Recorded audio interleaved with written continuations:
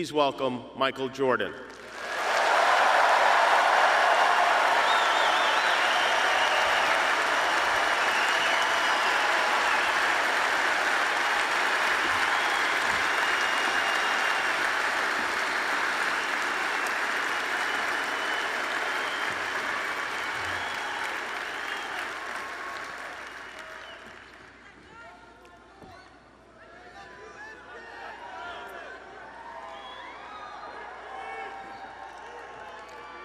I would say good morning, but it's afternoon. I'm grateful to Vanessa and the Bryant family for the opportunity to speak today. I'm grateful to be here to honor Gigi and celebrate the gift that Kobe gave us all.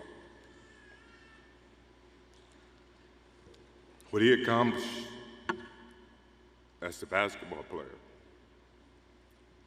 as a businessman, and a storyteller, and as a father. In the game of basketball, in life, as a parent, Kobe left nothing in the tank. He left it all on the floor.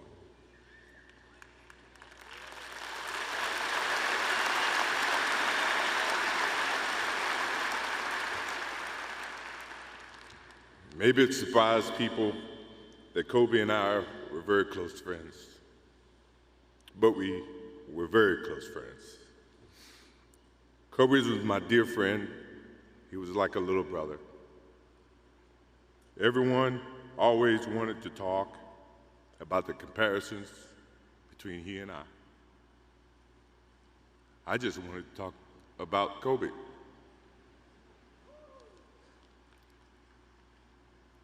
You know, all of us have brothers and sisters, little brothers, little sisters who, for whatever reason, always tend to get in your stuff, your closet, your shoes, everything. It was a nuisance, if I can say that word. But that nuisance turned into love over a period of time, just because the admiration that they had for you as big brothers or big sisters. The questions, the wanting to know every little detail about life that they were about to embark on.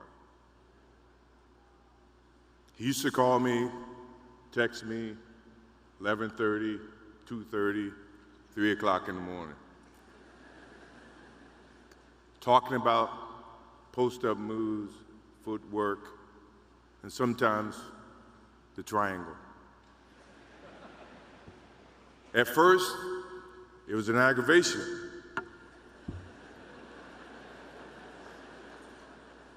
But then it turned into a certain passion. This kid had passion like you would never know. And it's an amazing thing about passion. If you love something, if you have a strong passion for something, you would go to the extreme to try to understand or try to get it. Either ice cream, Cokes, hamburgers, whatever you have a love for. If you have to walk, you would go get it. If you have to beg someone, you would go get it. What Kobe Bryant was to me was the inspiration that someone truly cared about the way I played the game or the way that he wanted to play the game. He wanted to be the best basketball player that he could be. And as I got to know him, I wanted to be the best big brother that I could be.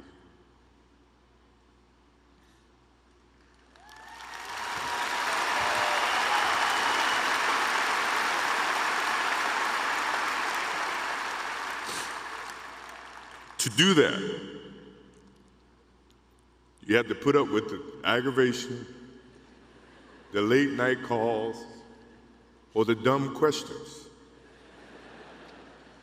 I took great pride as I got to know Kobe Bryant that he was just trying to be a better person, a better basketball player. We talked about business. We talked about family. We talked about everything. And he was just trying to be a better person.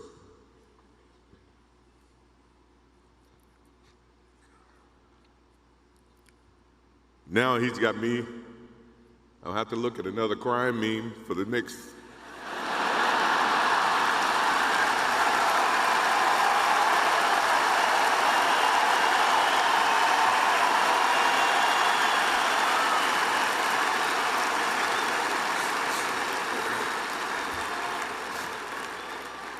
I told my wife I wasn't going to do this because I didn't want to see that for the next 3 or 4 years. That is what Kobe Bryant does to me. I'm pretty sure Vanessa and his friends all can say the same thing. He knows how to get to you in a way that affects you personally, even though if he's being a pain in the ass. But you ever have a sense of love for him in the way that he can bring out the best in you. And he did that for me. I remember maybe a couple of months ago, he sends me a text. And he's saying, I'm trying to teach my daughter some moves. And I don't know what I was thinking or what I was working on. But what were you thinking about when you were as you were growing up, trying to work on your moves? I said, what age? He says, 12. I said, at 12, I was trying to play baseball. He sends me a text back saying, laughing my ass off. And this was at 2 o'clock in the morning. But the thing about him was we could talk about anything that related to basketball, but we can talk about anything that related to life. And we, as we grow up in life, rarely have friends that we can have conversations like that.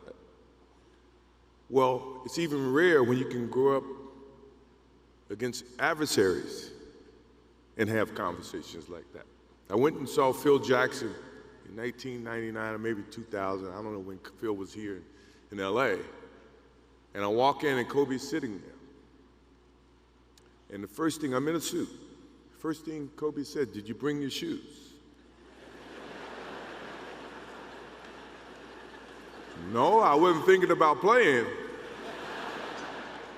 But his attitude to compete and play against someone he felt like he could enhance or improve his game with. To me, that's what I loved about the kid. Absolutely loved about the kid. No matter where he saw me, it was a challenge. And I admired him because his passion, you rarely see someone who's looking and trying to improve each and every day, not just in sports, but as a parent, as a husband. I am inspired by what he's done and what he shared with Vanessa and what he's shared with his kids. I have a daughter who's 30 who just became a grandparent. And I have 2 twins. I have twins at 6.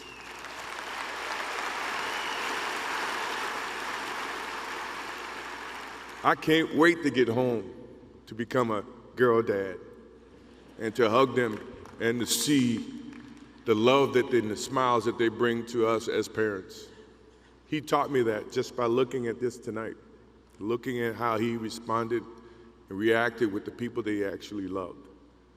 These are the things that we will continue to learn from Kobe Bryant. To Vanessa, Natalia, Bianca, Capri, my wife and I will keep you close in our hearts and our prayers. We will always be here for you, always. I also want to offer our condolences and support to all the families affected by this enormous tragedy.